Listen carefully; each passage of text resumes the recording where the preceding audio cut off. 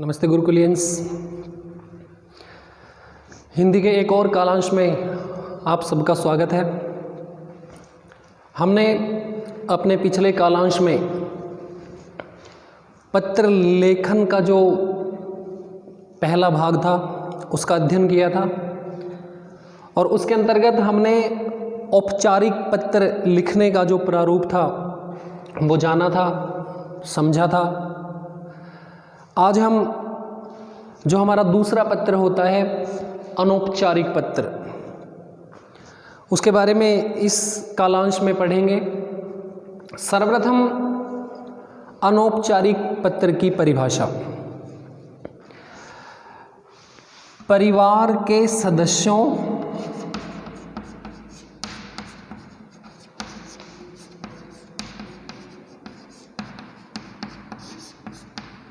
या फिर मित्रों या फिर रिश्तेदारों को लिखे जाने वाले जो पत्र होते हैं वो अनौपचारिक पत्र कहलाते हैं। जो पत्र हम अपने परिवार के सदस्यों को, मित्रों को, रिश्तेदारों को लिखते हैं वो अनौपचारिक पत्र जो हैं वो कहलाते थे। अनौपचारिक पत्र की जो मुख्य रूप से विशेषताएं होनी चाहिए, अनौपचारिक पत्र में जो है, जो हमारे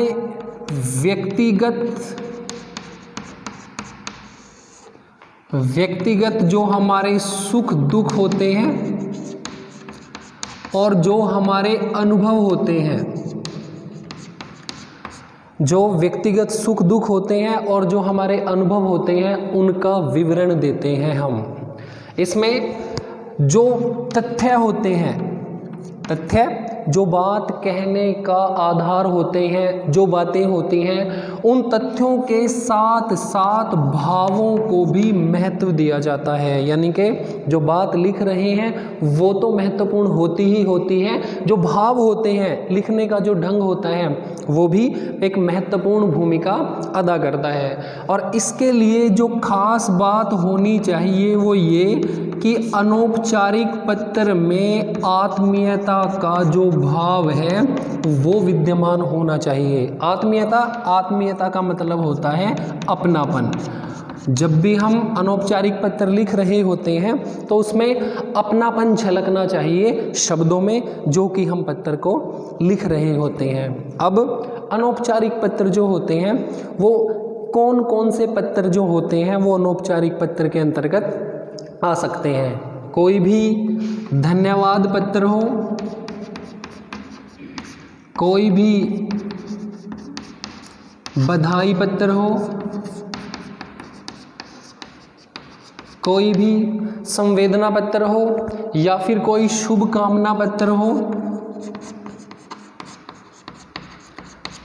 जैसे कि कल हमने अपने पिछले कालांश में पढ़ा था कि कोई भी संपादक के नाम पत्र, शिकायत, आवेदन, वो जो औपचारिक पत्र के प्रकार होते हैं उससे तरह अनौपचारिक पत्र में धन्यवाद, बधाई, संवेदना, शुभकामना जो होते हैं उस तरह के जो पत्र हैं वो अनौपचारिक पत्रों के अंतर्गत आते हैं। कल हमने पढ़ा था कि औपचारिक पत्र के 3 भाग होते हैं, 3 भाग। उसी तरह अनौपचारिक पत्र के भी 3 ही भाग होते हैं। पहले वाला जो भाग होगा, पहला जो भाग होगा उसमें पत्र लिखने वाला अपना पता लिखेगा। पत्र लिखने वाला अपना पता लिखेगा, वो भी तिथि सहित। हम पता लिखने की जो विधि है हमने कल भी उस पर बात की थी कि पत्र के अंतर्गत जो पता लिखने का तरीका होता है वो हमेशा हमारे बाएं हाथ की तरफ होगा। एक सीध में हम पत्र का जो पता है वो लिखेंगे। कोई भी पता लिख सकते हो आप, 18 मॉडल टाउन। दूसरे नंबर पे किसी शहर का नाम लिखेंगे, तीसरे नंबर पे तिथि का नाम लिखेंगे। आप परीक्षा भवन लिख सकते हो, सर्वोत्तम तरीका। दूसरा किसी शहर का नाम, तीसरा तिथि जो है वो लिखनी होती है। और परीक्षा में अगर वो परीक्षा के समय अगर पेपर में खुद ही पता लिख कर देता है तो वो वाला जो पता है हमें अपनी उत्तर पुस्तिका में लिखना होगा। तो जो पहला पार्ट है पत्र लिखने वाले का पता होगा वो भी तिथि सहित होगा। उसके बाद जो पत्र का प्राप्तक होगा, पत्र को प्राप्त करने वाला जो होगा उसके लिए एक उचित संबोधन होगा, उसके लिए एक उचित संबोधन और साथ में उचित अभिवादन होगा। उचित संबोधन, अब जैसे हम अपने पिताजी को लिख रहे हैं तो हम आदरणीय पिताजी, ये हुआ उचित संबोधन। उसके बाद अभिवादन हम लिख सकते हैं फिर चरण स्पर्श या फिर सादर नमन। उसके बाद जो पहले वाला भाग है हमारा यहाँ पर ख़त्म होगा। उसके बाद जो दूसरा भाग होगा, जो सेकंड पार्ट होगा, सेकंड पार्ट में हमें पत्र लिखने का मुख्य कारण बताना होगा। पत्र लिखने का मुख्य कारण या फिर संदेश, कहने का मतलब जो भी हम दूसरे को भेज रहे होंगे, और लेखक की अपेक्षाओं का उल्लेख होगा इस वाले भाग में। लेखक की अपेक्षाओं का उल्लेख, सामने वाले से क्या अपेक्षा लेखक कर रहा है। दूसरे वाले भाग में मैंने अपने पिछले कालांश में भी आपको बताया था कि 2 से 3 अनुच्छेद हम लोग लिख सकते हैं इस बीच वाले भाग में। इसके बाद तीसरा और जो अंतिम भाग होगा उसमें पत्र लिखने वाला जो भी है वो अपना नाम लिखेगा। पत्र का जो भी लेखक होगा वो अपना नाम लिखेगा। अब हम बात कर लेते हैं कि जो हम पत्र लिखते हैं उसका आरंभ और उसका जो समापन है, अभिवादन है, वो हम कैसे लिखेंगे। अब पहली बात, अगर हम पत्र लिख रहे हैं अपनों से बड़ों को, अगर हम बड़ों को पत्र लिख रहे हैं तो उनके जो हम लिखेंगे उनका प्रारंभ जो हम करेंगे बड़ों के लिए तो वो शब्द हो सकते हैं पूजनीय, दूसरा शब्द हो सकता है पूजनीय हो गया, आदरणीय हो गया, या फिर माननीय भी हम लिख सकते हैं, या फिर श्रद्धेय भी हम लिख सकते हैं। जब हम अपने से बड़ों को लिख रहे हैं तो ये जो है हमें उनके लिए संबोधन लिखना होता है। उसके बाद हम अभिवादन कैसे करेंगे, हम लोग लिख सकते हैं सादर नमन, या लिख सकते हैं चरण स्पर्श। सादर नमन लिख सकते हैं, सादर प्रणाम भी लिख सकते हैं हम।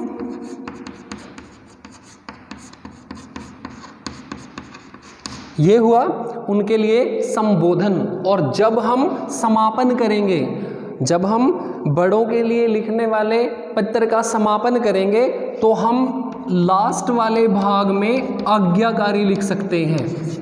आज्ञाकारी के साथ साथ हम स्नेह पात्र भी लिख सकते हैं। हम कृपा पात्र शब्द का भी वहाँ पर प्रयोग जो है वो कर सकते हैं।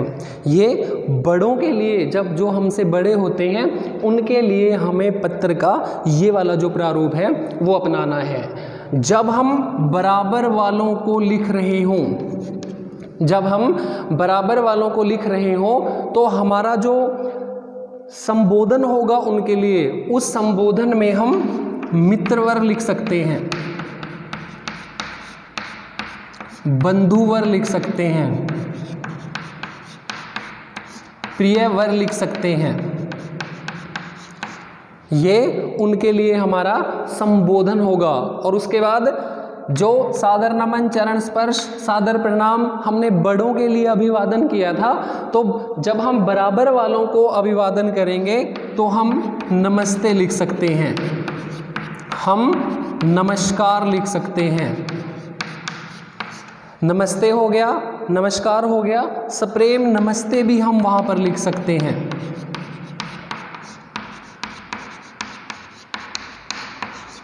उसके बाद जब हम अपने पत्र का समापन करेंगे तो समापन में हम यहाँ पर हितैषी लिख सकते हैं।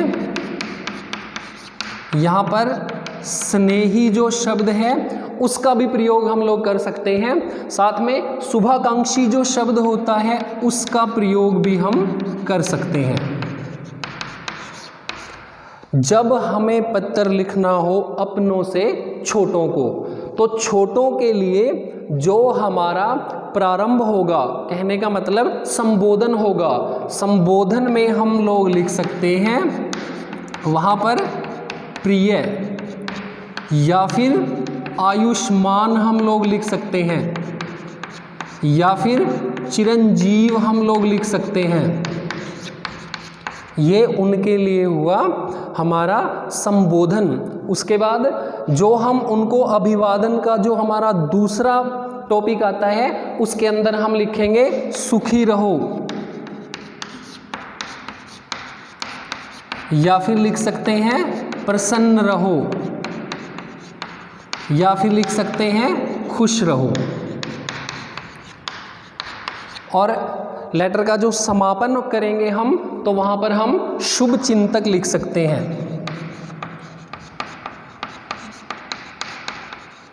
शुभाकांक्षी लिख सकते हैं। ये हमारे लेटर का जो है समापन जो है इन शब्दों से हम कर सकते हैं। तो ये था अनौपचारिक पत्र का जो मैंने आपको बताया कि छोटे या फिर बड़े या फिर अपने बराबर वालों को पत्र लिखने का जो प्रारूप होता है वो कैसे होता है। अब मैंने आपको बताया कि पत्र का जो पता होगा वो हमेशा ही बाएं हाथ की तरफ होगा। अब सपोज करो हमें कोई पत्र लिखना है, कोई संवेदना पत्र जैसे हम लोगों को लिखना है, अक्सर हमने छोटी क्लासों में भी पढ़ा है।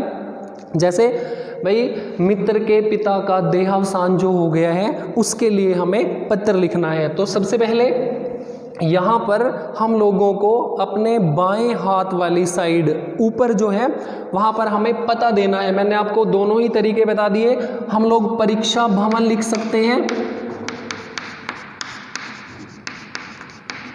किसी भी शहर का नाम लिख सकते हैं, कोई भी तिथि जो है उसका नाम हम लिख सकते हैं। ये एक सरल उत्तम सा साधन होता है पत्र लिखने का, जो कि आमतौर पर हम बड़ी सरलता से सुगमता से लिख सकते हैं। दूसरी बात, अगर हमें कोई भी पता लिखना है तो हम फिर पता लिख सकते हैं।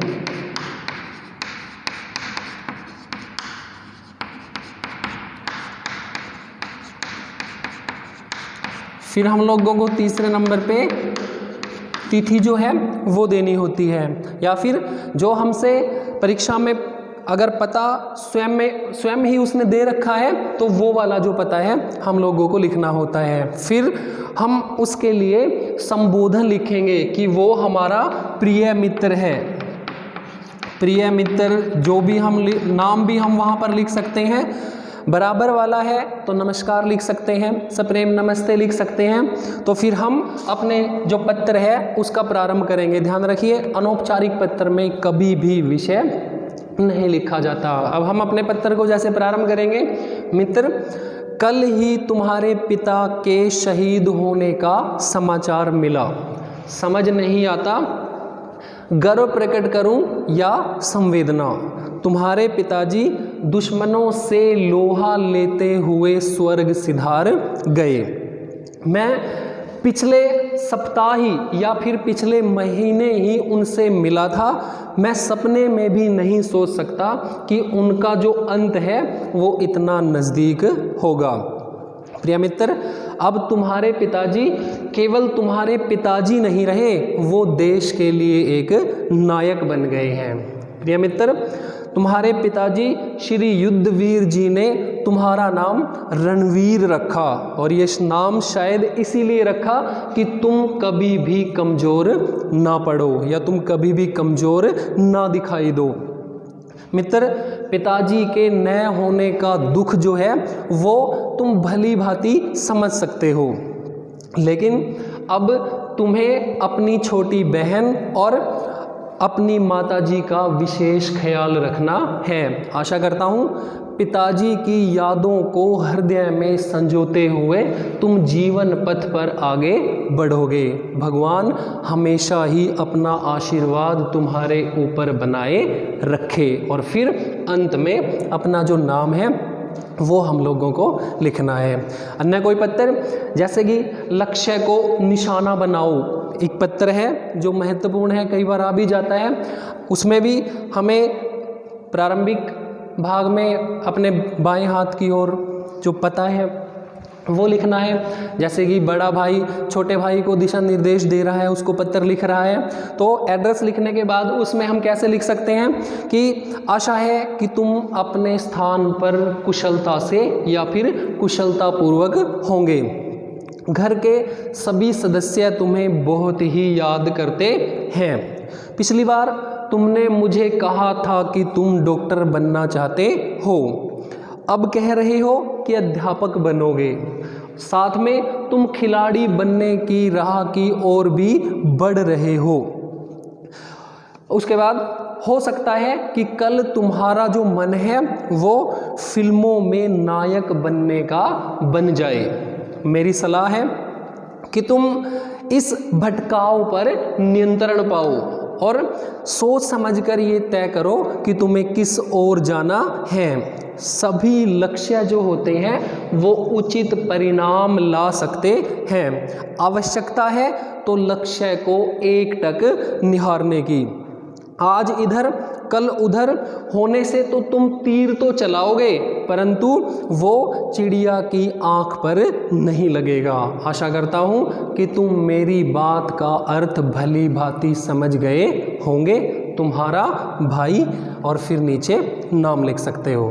तो प्यारे बच्चों, ये था हमारा अनौपचारिक पत्र लिखने का जो प्रारूप है, वो पूरे का पूरा जो विवरण सहित आपके सामने मैंने बताया। आशा करता हूँ आपकी समझ में आया होगा। एक नए अध्याय के साथ, नए पाठ के साथ आपके सामने फिर उपस्थित होंगे। तब तक के लिए अनेक अनेक धन्यवाद।